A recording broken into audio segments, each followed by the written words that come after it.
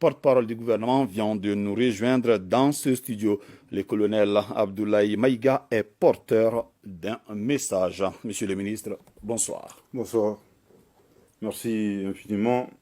Au nom de nos plus hautes autorités, j'ai l'insigne honneur de donner lecture du communiqué numéro 034 du gouvernement de la transition, communiqué dont la teneur suit.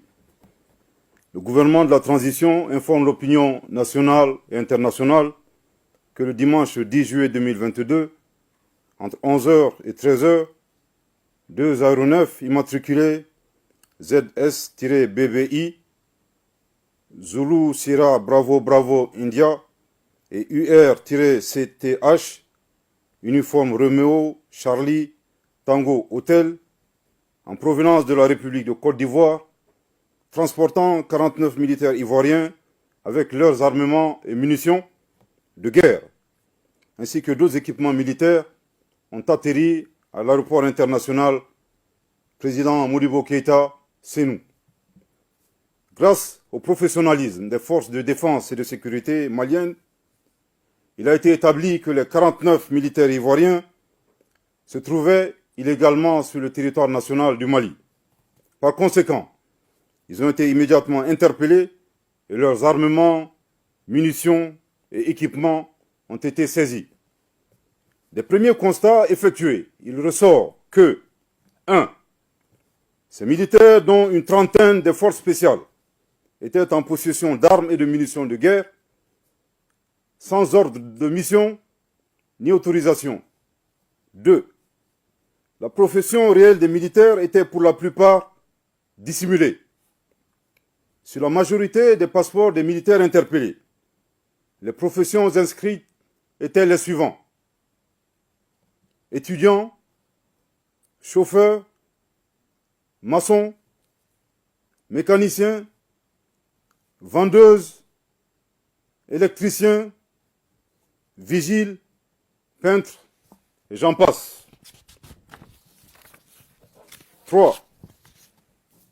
4 versions différentes ont été avancées par les militaires interpellés pour justifier leur présence sur le territoire national, à savoir une mission confidentielle, la rotation dans le cadre de la MINUSMA, la mission multidimensionnelle intégrée des Nations Unies pour la stabilisation du Mali, la sécurisation de la base logistique de la compagnie aérienne Sahelian Aviation Services et la protection du contingent allemand.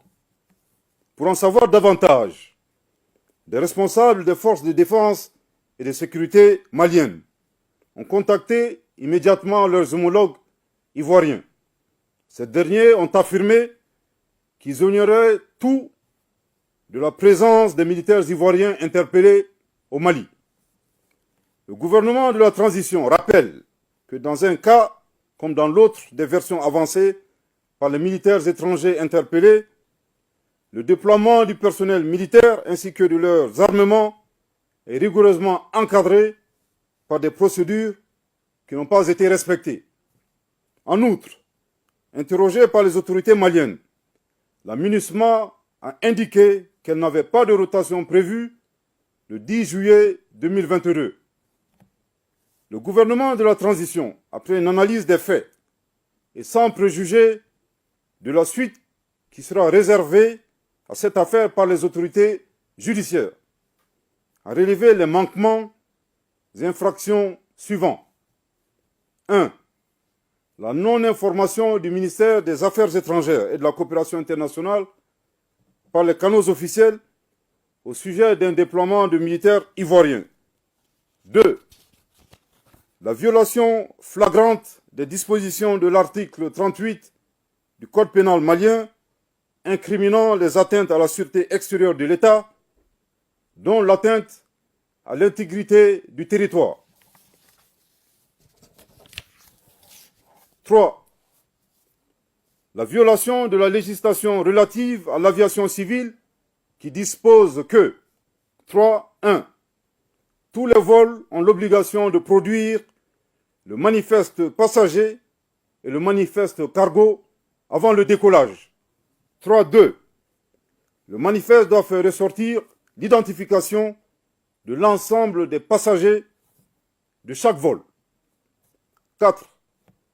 La violation des dispositions concernant la conduite en douane d'une part et d'autre part de celles régissant le régime d'importation temporaire prévu par les dispositions des articles 112, 113, 269, 270 et 273 de la loi 2022-013 du 23 juin 2022 portant code des douanes de la République du Mali.